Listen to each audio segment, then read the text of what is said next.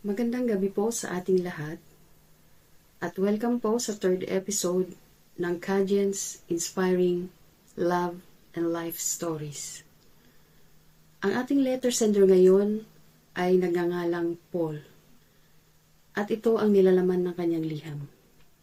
Dear Kajen, let me greet, first of all, your listeners and viewers a very pleasant evening. Pinili po kitang sulatan at gusto ko rin pong ibahagi ang kwento ng buhay ko o buhay ng pamilya namin para ma-feature sa podcast mo dahil alam ko na maraming makakarelate sa mga listeners mo. Hindi na po ako magpapakilala gamit ang tunay kong pangalan, pero kilala po kita, not personally, pero socially. Tawagin niyo lamang po akong Paul. Simulan ko po ang kwento ko noong mga bata pa po kami. Isa po akong anak ng pulis at teacher ang mama ko. Tatlo po kaming magkakapatid, isang babae at dalawang lalaki, at ako po ang panganay. Maliit pa lamang po kami, ay nakita ko ang dedication ng mga magulang ko sa kani-kanilang propesyon. Si mama ay nagtuturo sa high school at si papa naman ay isang pulis. Masaya ang pamilya namin noon at nakikita kong masaya din sina mama at papa sa kanilang pagsasama. Madalas kaming magbanding sa tuwing may bakasyon si papa kasi nakadestino siya sa malayo. Sinusulit namin ang bawat panahon sa tuwing umuwi si papa. Napakasipag ni na mama at papa. Wala silang sinasayang na oras. Hands-on din sila sa pagpapalaki sa amin, lalo na si mama kasi madalas siya ang lagi naming kasama. Hindi po kami yung pamilyang matatawag na mayaman. Middle class lang po kami, pero masasabi kong okay ang pamumuhay namin kasi hindi namin naranasan yung sobrang kahirapan sapagkat both of my parents are working. Simula bata ako, sobrang bilib ako kay papa. Iniidolo ko siya sa lahat ng bagay, tulad ng pagiging ulirang ama, ulirang asawa, at ulirang pulis. Napakabait po ni Papa at napakaresponsable niyang ama. Siya yung tipo ng ama na pwede mong sabihin ang lahat kahit yung pinakasikreto mo na hindi ka huhusgahan. Papayuhan ka sa lahat ng bagay at gagabayan ka sa tuwing nakikita kang nahihirapan. Hindi siya yung tipo ng ama na marahas mangdisiplina sa mga anak. Tinuturing niya kaming mga barkada niya at the same time, papa siya na madaling lapitan sa kahit anong problema. Growing up, may mga problemang dumating sa pamilya namin na sumubok sa pamilya namin. Natanggal si mama sa work noong nasa grade 9 ako dahil nagbawas ng personnel ang pinapasukan niyang private school.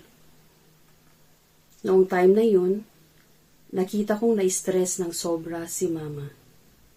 Nawalan siya ng ganang gumising ng maaga tuwing umaga, kaya ako ang nag-aasikaso sa mga kapatid ko bago kami pumasok sa school. Ilang buwan na ganun ang sitwasyon ni mama. Dinibdib niya masyado ang pagkawala ng kanyang trabaho. Pinagpapayuhan ni Papa lagi si Mama na pwede siya ulit maghanap ng trabaho kung handa siyang magtrabaho ulit o kahit hindi na siya magtrabaho ay kaya naman ni Papa na buhayin kaming lahat. Ngunit sabi ni Mama, para ano pa at nag-aral ako at nagtapos kung hindi ko gagamitin sa paghahanap buhay. Ganun pa man, lagi pa ring present si Papa at supportive sa kung anong gusto ni Mama. Lagi niyang minomotivate si Mama. Dumating yung time na lumalabas na si Mama at nag-a-apply ulit. Masaya kami na nakitaan namin ulit siya ng kasiglahan. Lagi na siyang maagang gumigising at lagi nang nakangiti at pakanta-kanta pa kapag siya'y nasa kusina. Jolly ang personality ni Mama. Siya yung tipo ng mama na pwede mong kakulitan at pwede mong kabiruan. Modern type of mama din siya, hindi siya yung traditional mama. Masaya kami lahat at bumalik ang sigla ni Mama. Kaya lang, noong hindi pa rin siya natanggap sa trabaho pagdaan ng 2 taon, unti-unti siyang naging bugnutin. Madali na siyang magalit at laging nakaismid. Nawala yung mga magagandang ngiti niya sa tuwing umaga. Hindi naman siya nagpabaya sa amin dahil patuloy pa rin niya kaming inaasikaso, pero madalas nakikita namin siyang galit. Araw-araw lumalabas si Mama hanggang sa nalaman naming may mga naging barkada siya na mga sugarol at ang bisyong pagsusugal ang naging libangan nila araw-araw. Minsan, late umuwi si Mama kapag siguro hindi niya namamalayan ng oras dahil sa pagsusugal. Napabayaan na din ni Mama yung obligasyon niya sa amin. Madalas wala kaming nakastock na pagkain sa bahay dahil hindi na namamalengke at nagro-grocery si Mama. Pinarating namin kay Papa yung nangyayari kay Mama at biglang umuwi si Papa. Yun ang kauna-unahang nakita naming pag-aaway nila. Matapang pa naman si Mama sa time na yun. To the extent na sinabi niyang wala daw siyang pakialam kung masira ang binuo nilang pamilya. Doon umiyak si Papa dahil hindi niya matanggap na kayang sabihin ni Mama yun dahil lang sa pagsusugal niya. After 2 days, nagpaalam si Papa na babalik sa destino niya, pero nangakong babalik din agad para ayusin ang pagsasama nila ni Mama. Naiintindihan naman namin si Mama sa pinagdadaanan niya dahil siguro sa frustration niya sa buhay, nahirap siyang makahanap ng trabaho, kaya napasama siya sa masasamang barkada na sila ang nagturo kay Mama sa pagsusugal. Nagpatuloy ang ganong senaryo sa pamilya namin. Laging busy si Mama sa pagsusugal, si Papa naman ay busy sa work. Ako ang tumayong temporary na Mama at Papa ng mga kapatid ko kasi ako ang panganay. Kapag umuwi si Papa, lagi niyang sinusuyo si Mama na tumigil na sa pagsusugal at ibalik niya yung dating siya na masipag, mabait at responsableng mama at asawa pero nagmatigas si Mama. Napansin kong medyo nahihirapan si Papa sa pagpro-provide sa amin financially kasi imbes na sa pamilya gagamitin ni Mama ang sahod ni Papa, ay ipinansusugal niya ito. Napilitan si Papa na kontrolin ang ibinibigay kay Mama at sa akin ibibigay ang pangkain namin at pang-expenses naming magkakapatid. Lalong naging magagalitin si Mama dahil maliit na halaga na ang napupunta sa kanya, pero kahit ganun ang sitwasyon niya, mas pinili pa rin ipagpatuloy ang bisyo niya hanggang sa nalugmok sa pagkakautang si Mama na hindi alam ni Papa. Nagugulat na lamang kami at may mga tao na pumupunta sa bahay para maningil ng utang daw ni Mama. Noong nabalitaan ni Papa na ganun ang ginagawa ni Mama, umuwi ulit si Papa at kinausap si Mama.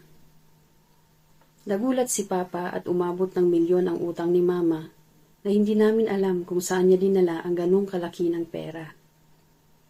Doon ko nakita ang sobrang galit at pagkadismaya ni Papa kay Mama at muli nag-away na naman sila.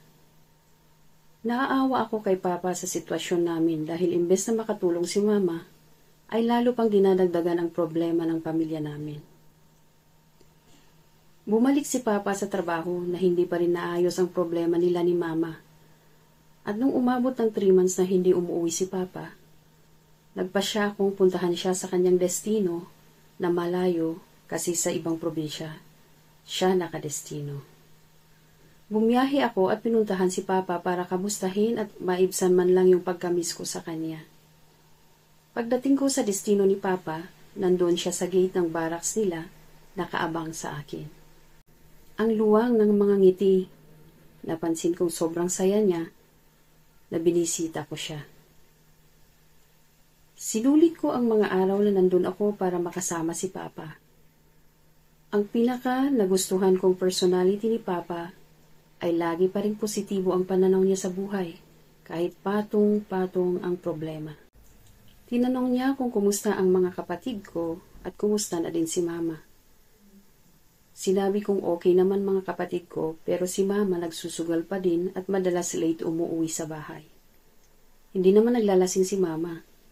Tanging sugal lang talaga ang bisyo niya sa mga panahong iyon.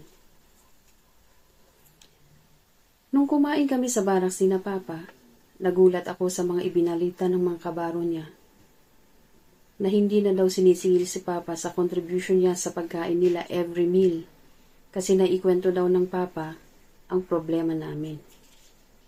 Doon ko din nalaman na sa tuwing sahod ni Papa, imbes na yung naiiwang sahod niya ay gagamitin niya sa sarili niya, dinidiretso ibinabayad sa mga utang ni Mama. Sobrang awa ang naramdaman ko kay Papa. Pero doon din ako lalong napabilib sa kanya. Ang dami niyang sinasakripisyo para sa pamilya niya, pati sarili niya ay kaya niyang isakripisyo, basta huwag lang maghirap ang pamilya niya. Nagpasalamat din ako sa mga kabaro ni Papa dahil tinutulungan siya at inuunawa ang sitwasyon ni Papa. Dito ko naramdaman yung pagmamalasakit din ng mga kapwa-pulis ni Papa dahil hindi sila pumayag na solohin ni Papa ang problema niya. Dinamayan siya hanggang sa muling makabangon si Papa. Nahiling ko tuloy na sana ito ang makita ni Mama, yung mga sakripisyo ni Papa para sa aming lahat. Mula sa oras na yon, ipinangako ko sa sarili ko at kay Papa na lalo akong magpursige sa pag-aaral at pahalagahan ko ang sakripisyo at paghihirap ni Papa. Yumakap ng sobrang higpit sa akin si Papa nang binanggit ko ang mga katagang iyon. At sabay sabi niyang, "Ngayon pa lang, proud na proud ako sa iyo, anak. Salamat at lumaki kang marunong umunawa sa sitwasyon natin. Huwag mong pabayaan ang mga kapatid mo, pati na rin ang mama mo." Doon ko din nalaman na nagkalabuan na pala sila ni Mama dahil mas pinili daw ni Mama na mamuhay mag-isa kaysa itigil ang pagsusugal. Sobrang nasaktan si Papa kaya nag-decide na pagbigyan niya si Mama, pero kailangang matuto din si Mama para magbago. Naghiwalay nga sina Mama at Papa. Noong first year college na ako, pinili kong kunin ang kursong criminology dahil sobrang idol ko talaga si Papa at gusto kong sumunod sa mga yapak niya. Hindi naman kumontra sina Mama at Papa sa pinili kong kurso. Sa pagdaan ng panahon, second year college na ako noon, medyo napapansin kong hindi na madalas lumalabas si Mama at lagi na siyang nagkukulong sa kwarto niya. Tinanong ko si Mama at sabi niya nag-a-apply daw maging online tutor. Masaya ako sa binalita ni Mama na yun. Sabi ko, "Kaya mo yan, Mama. Hindi magtatagal makakahanap ka din ng trabaho mo." Kinausap ako ni Mama at humingi ng pasensya sa mga pagkukulang niya. Emotional kaming pareho dahil sa mga mapapait naming karanasan, pero nagpapasalamat ako kay Mama at nilabanan niya ang bisyo niya at muling tinulungan ang sarili para makabangon muli. Hindi nagtagal ay nakahanap ng tutorial job si Mama. Doon na niya itinuon ang oras at panahon niya sa pagtatrabaho. Naging masaya at masigla na ulit kami sa bahay, pero bumibisi-bisita lang si Papa. Hindi siya natutulog sa bahay. Oras lang ang pagbisita niya, then uuwi ulit. Natapos na din ni Papa bayaran ang mga utang ni Mama. Naging okay na din ang buhay namin financially. Hindi na kami kinukulang sa pangangailangan dahil nagtutulungan na ulit sina Mama at Papa sa gastusin sa amin. This past months, naisip kong ako ang maging tulay para maayos sina Mama at Papa at muli silang magsama bilang mag-asawa. Kinausap ko si Papa. Gusto naman daw niyang magbalikan sila ni Mama. Ganon din si Mama, kaya lang nagkakahiyaan sila.